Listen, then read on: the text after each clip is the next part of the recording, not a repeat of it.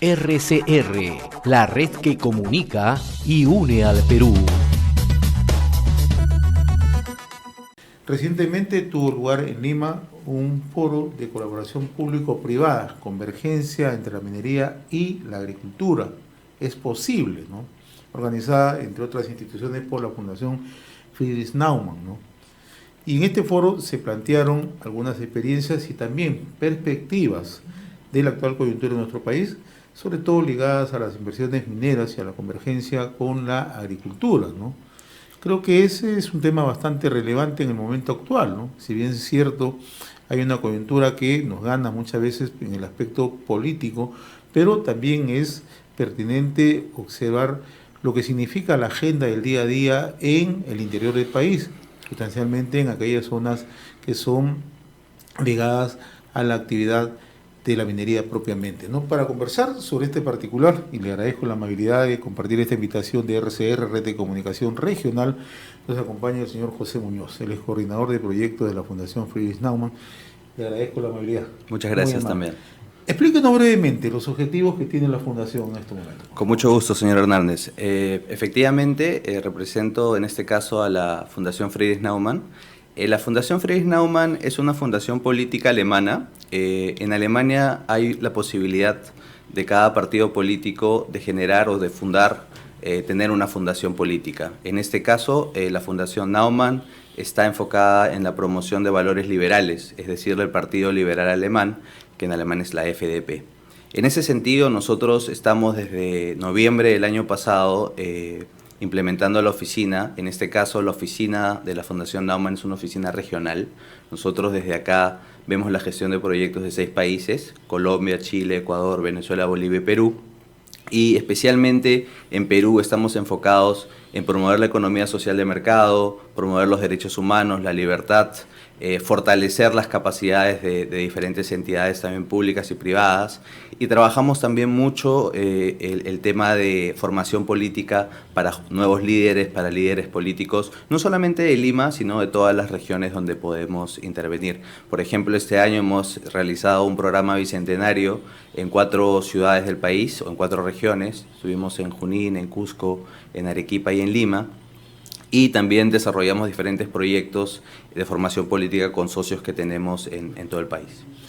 Bien, y a propósito, hace unos días yo comentaba a modo de preámbulo, tuvo lugar en Lima un foro público-privado, convergencia entre minería y agricultura, ¿no?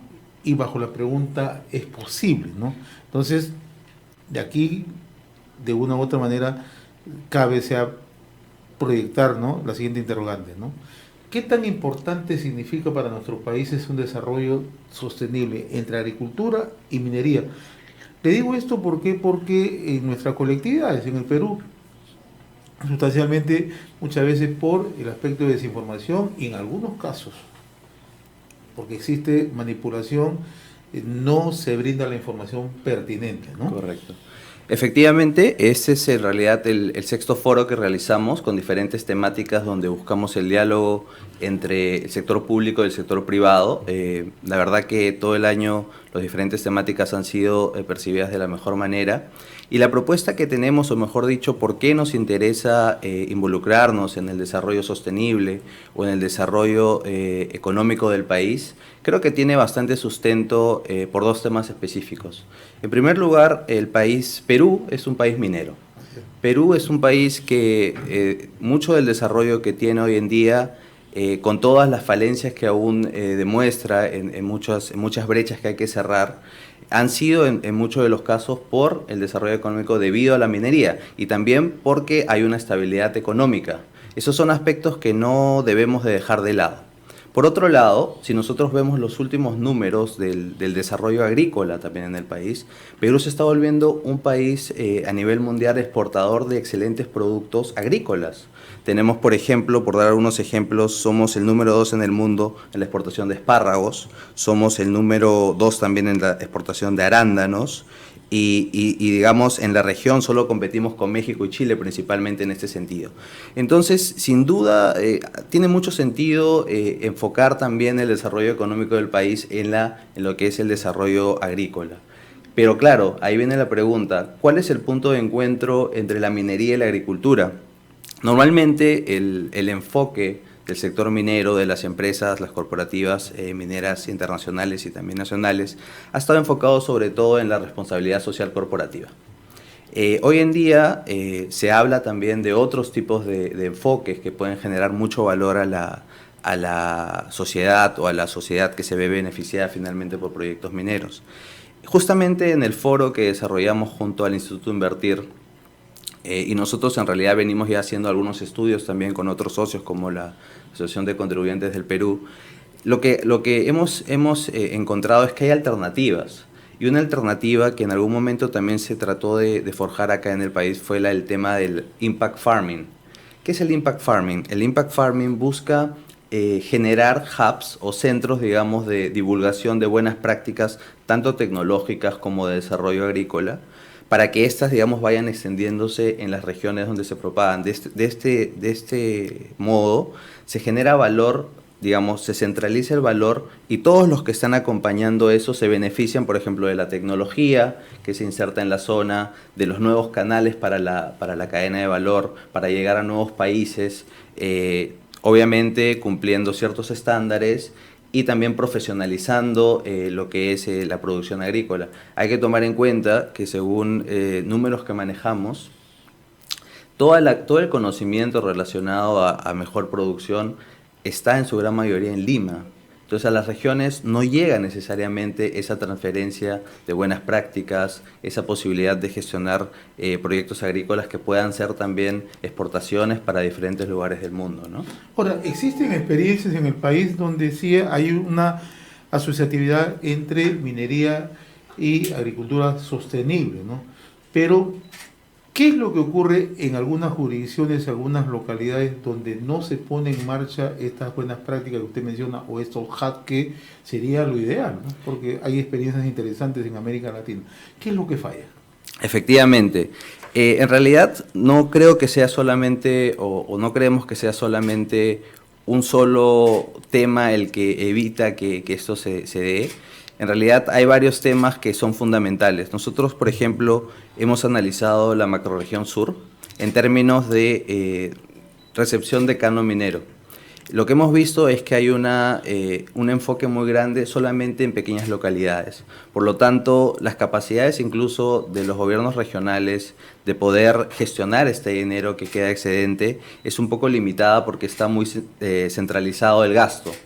Por otro lado, es difícil encontrar también o que se pueda entender, porque no hay muchas prácticas en el Perú, digamos, desde la minería en sí, desde el sector privado, se ha funcionado este modelo de impact farming, especialmente en Ica, en el sur del país, pero lo que se tiene que promover más es que el sector privado, especialmente el sector minero, también entienda que esta puede ser una posibilidad sostenible justamente de generar valor en las comunidades que normalmente podrían estar en desacuerdo con estos nuevos proyectos mineros. Entonces, creo que ahí también hay que pensar un poco en el rol que tiene el sector privado, el rol del gobierno regional que podría ser, por ejemplo, un articulador entre las empresas y las comunidades también, y también el rol del Poder Ejecutivo respecto a cuál es realmente la posición que se tiene en cuanto al desarrollo y si esta convergencia justamente es fundamental para poder lograr mayor desarrollo. O sea, es inevitable que exista la necesidad de compartir consensos o acuerdos entre Estado, empresa privada y comunidad. Efectivamente.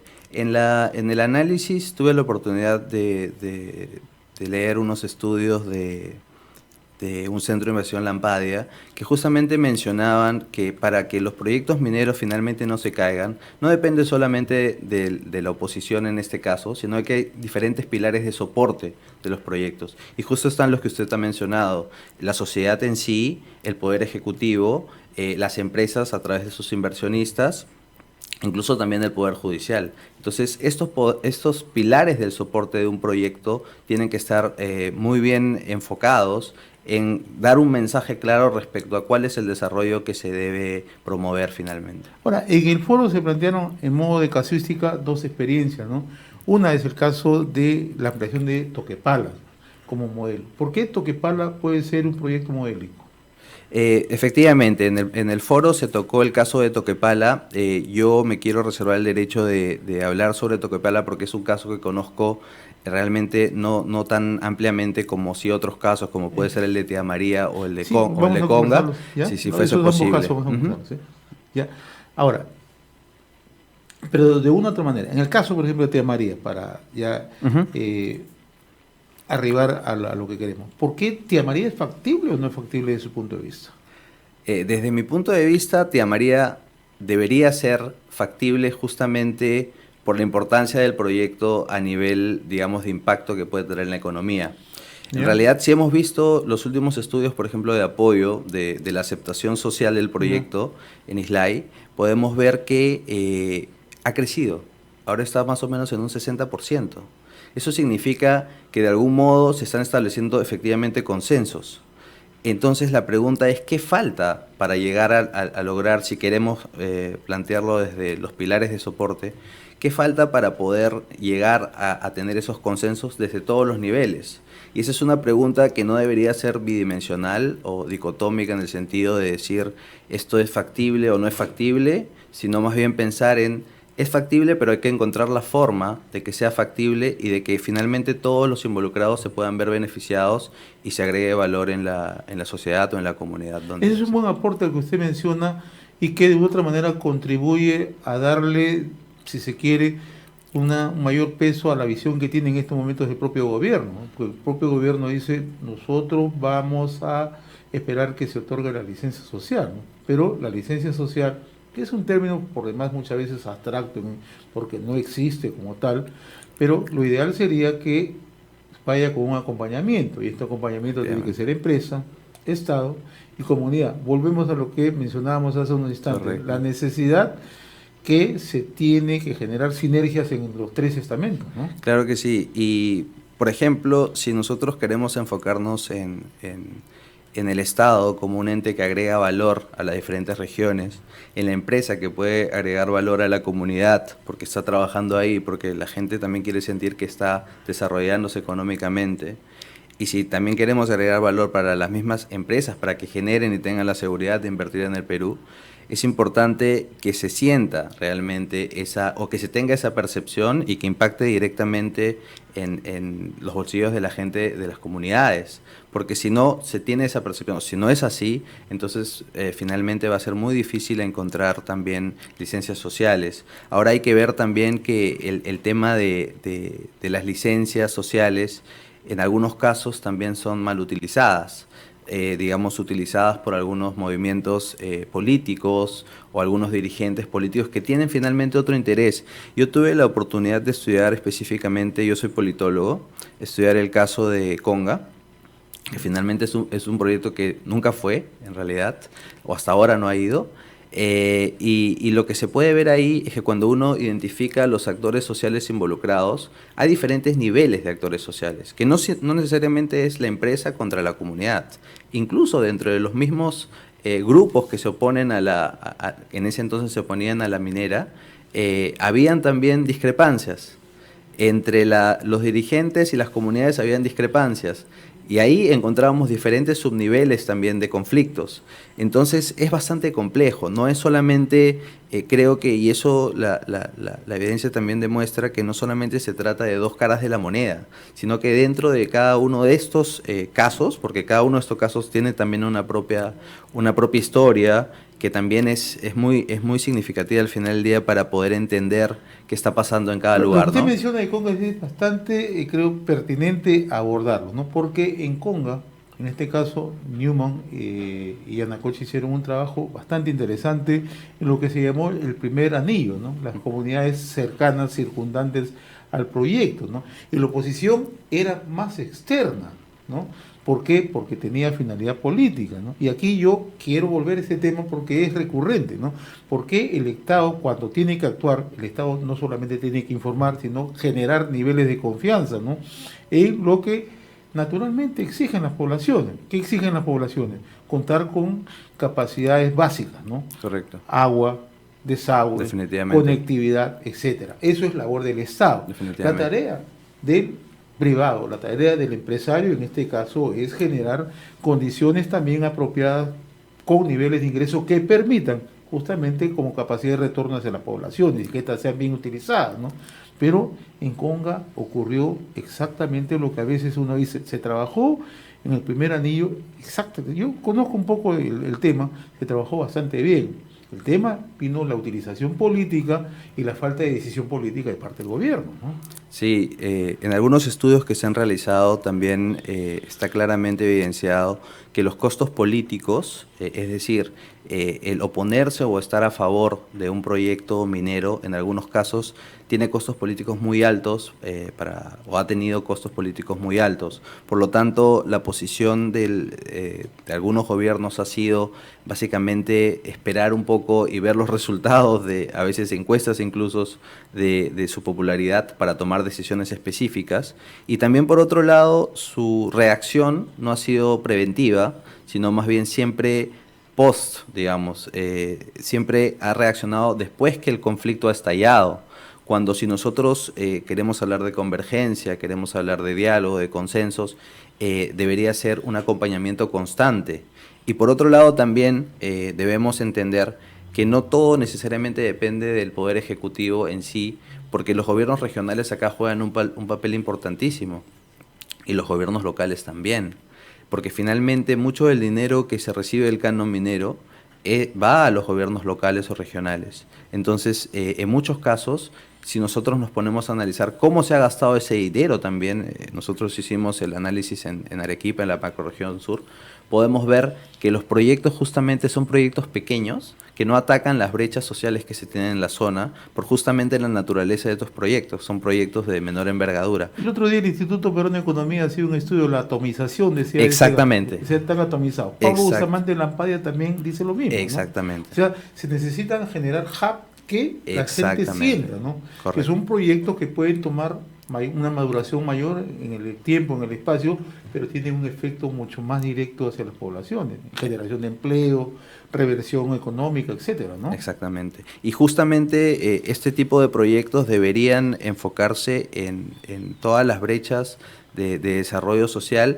Ha sido también demostrado que la mejora económica en los lugares donde se ha recibido canon minero sí se ha podido demostrar. Entonces creo que concuerdo completamente con lo que usted también plantea. Estamos dialogando con el señor José Muñoz, coordinador de proyecto de la Fundación Friedrich Naumann. Dos preguntas finales. Una tiene que ver con el lado peruano, ¿no? ¿Cuánto le significa o cuánto le ha significado al Perú que esté postergado Conga, para el caso de Cajamarca, y cuánto nos está significando el tema Tía María?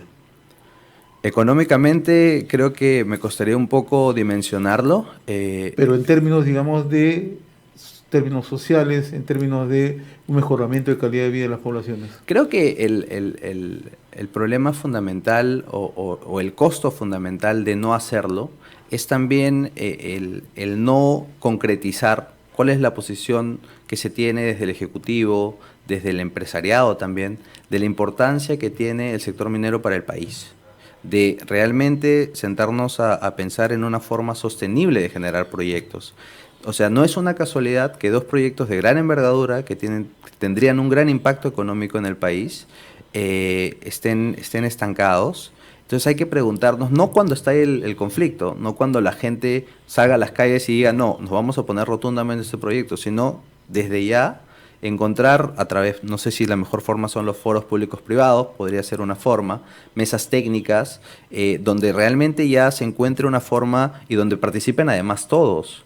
Y encuentran una forma consensual de generar proyectos. Pero definitivamente no es no debería verse, nosotros pensamos que es difícil encontrar soluciones si solamente se plantean soluciones o enfoques dicotómicos, ¿no? De lo bueno o lo malo. Creo que acá hay diferentes matices que hay que analizarse, incluso también incluyendo temas ambientales que son fundamentales, porque en muchos casos también la principal resistencia a los proyectos se ha debido a temas ambientales. Ahora, finalmente, entre los socios que ustedes tienen están Chile, Colombia, Ecuador, Perú y Bolivia, ¿no? Correcto. Países mineros, de una otra manera, ¿no? Sí. ¿Cuál es nuestra situación? ¿Es expectante frente a nuestros países vecinos? Efectivamente, nosotros actualmente tenemos la posibilidad de ver lo que pasa en cada país y de entender mejor también el desarrollo económico de cada uno de ellos.